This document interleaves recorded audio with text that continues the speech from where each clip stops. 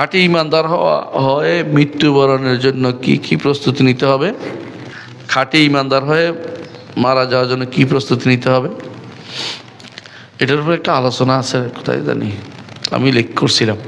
তবে খাঁটি ইমানদার হয়ে মারা যাওয়ার জন্য ইমানটা শিখতে হবে আগে।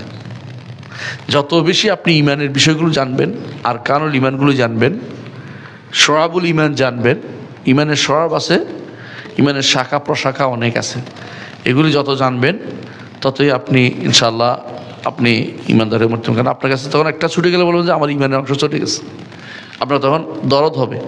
এই জন্য শরাবুল ইমানটা জানতে হবে, পড়তে হবে। শরাবুল ইমানের বই আছে বাংলায়, কাজউইনির বই আছে, বাংলা অনুবাদ হয়েছে, ছোট বই আছে, ইমানের শাখা প্রশাখা, ইমানের শাখা। ইমানটাকে আগে বুঝতে পারলে আপনি ইমান, অবশ্যই ইমান বুঝতে হবে। ইমান কিসের নাম রে? ইমান অন্তরে, মুখে এবং কর্মকাণ্ডে।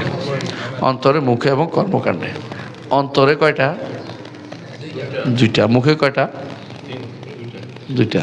কর্মকাণ্ডে একটা। মোট কয়টা হলো?